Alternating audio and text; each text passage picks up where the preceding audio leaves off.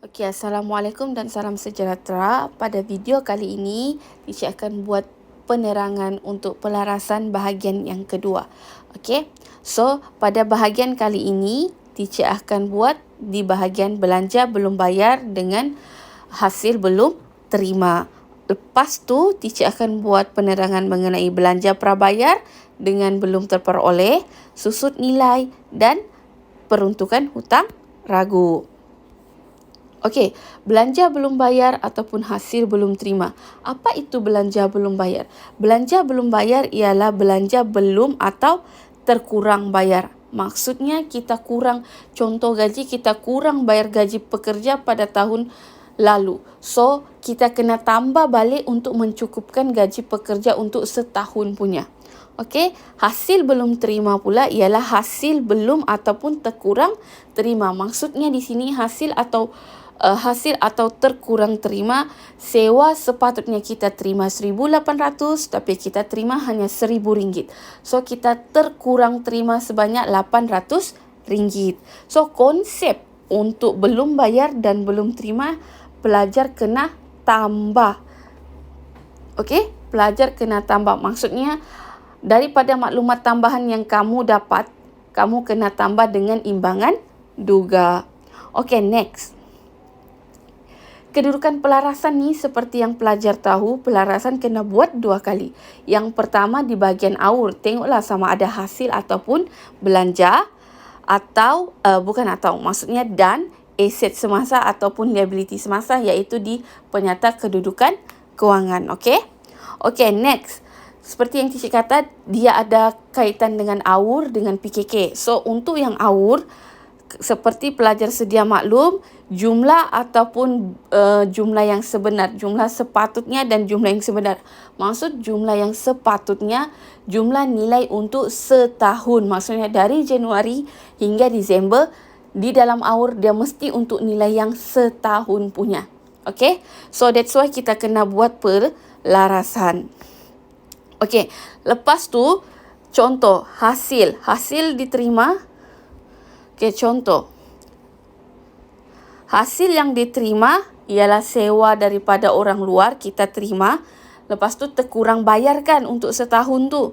So, dari imbangan duga 1,000 tambah belum terima. Maksudnya yang 800 tu kena tambah balik dengan imbangan duga. Okay, ID tu ialah imbangan duga. Imbangan duga ni konsep dia kita sudah bayar ataupun kita sudah terima daripada luar. Okay?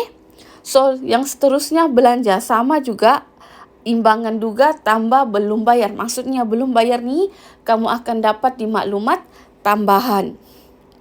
Okey, selepas tu kedudukan di PKK pula, hasil belum terima kedudukannya di aset semasa. Manakala belanja belum bayar, kedudukannya di liability semasa. Macam mana teacher boleh tahu aset semasa dan liability semasa? Teacher akan buat petak seperti ini. Okey, aset semasa dan liability semasa. And then petak paling atas, belanja. Kedua-dua petak ialah belanja dan bahagian bawah ialah hasil. Selepas itu, teacher akan buat this one. Yang sebelah sini terlebih dahulu ya, anak panah sebelah sini, sebelah kiri. Ke atas, maksudnya belanja prabayar. Mana lepas tu kita selang-selikan anak panah tersebut untuk kamu lebih arif lah. Kita sudah ke atas and then sebelahnya akan ke bawah. Maksudnya belanja belum bayar. That's why teacher boleh tahu belanja belum bayar di liability semasa. Lepas tu hasil sudah turun kan? Maksudnya ini di atas kan?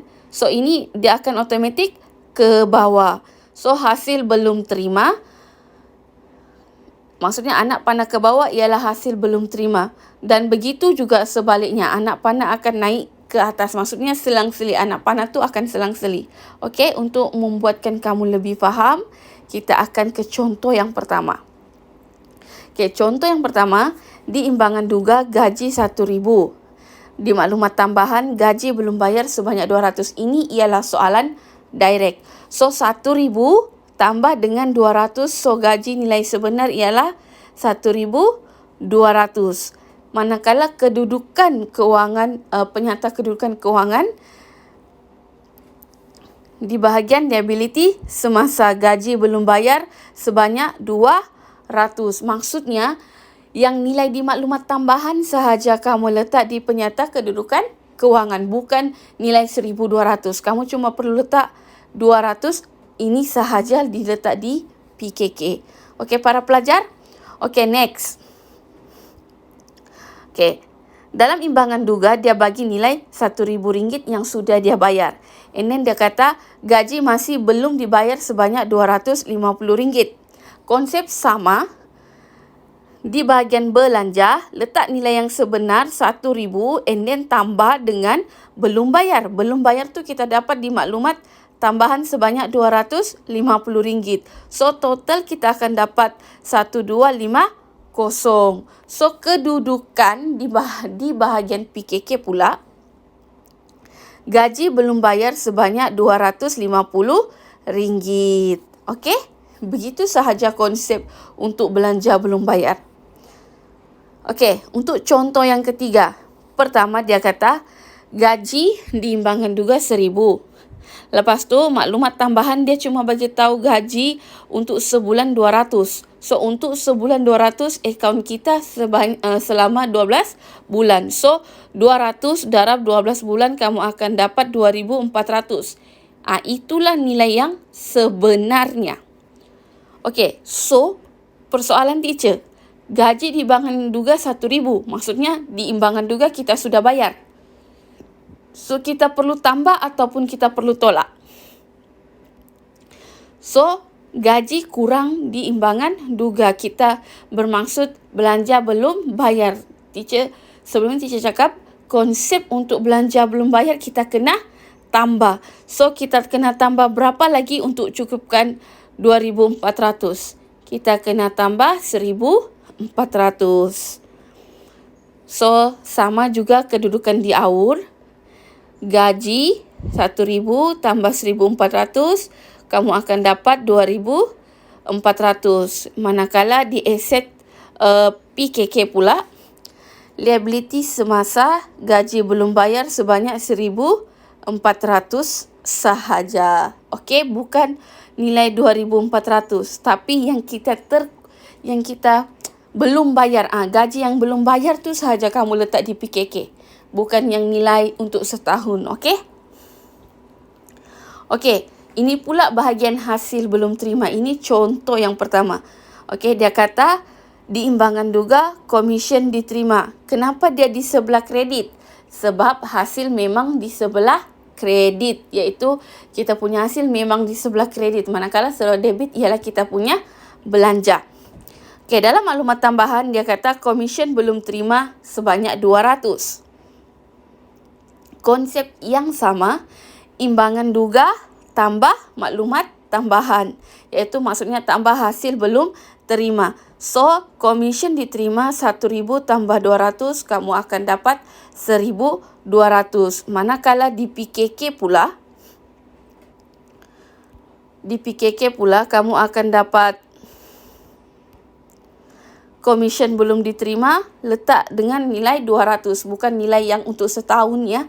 Cuma letak di nilai maklumat tambahan sahaja. Okey, kenapa teacher buat pengiraan dalam kurungan? Supaya kamu boleh tahu. Maksudnya, nilai di depan ialah imbangan duga. Nilai yang di belakang yang akan masuk di PKK. Itu konsep yang supaya kamu lagi mudah faham, supaya kamu tidak terlepas pandang. Okey, next. Yang kedua, komisen diterima 1,000. Lepas tu dia kata, komisen masih tertunggak sebanyak 350. Maksudnya tertunggak ialah kita belum terima. Komisen tu sebanyak 350. Konsep yang sama, imbangan duga tambah komisen belum terima sebanyak 350. So, kita akan dapat 1,350. And then di PKK pula di bahagian aset semasa, komisen belum terima sebanyak 350. Okey? Begitu saja. Pelajar kena tahu. Kalau di AUR, imbangan duga tambah maklumat tambahan. Manakala untuk cukupkan 1 tahun. Manakala di PKK, nilai yang terkurang bayar atau belum bayar ataupun nilai yang belum diterima. Itu sahaja, bukan nilai 1 tahun. Okey para pelajar? Okey, next. Soalan yang terakhir. Contoh yang terakhir. Dia kata, komisen 1,000. Komisen diterima setahun 2,500. Dalam imbangan duga cuma 1,000. So, terkurang atau terlebih? Mestilah terkurang kan? Maksudnya belum terima. So, bila belum terima, yang belum terima tu sebanyak 1,500. Perbezaan imbangan duga dengan jumlah untuk setahun 1,500. So, komisen yang belum diterima, imbangan duga tambah 1,500 yang kita belum terima. Kita akan dapat 2,500. Okey? So, di bahagian PKK, komisen belum terima sebanyak 1,500. Nilai yang belum diterima sahaja masuk di bahagian PKK. Okey, para pelajar?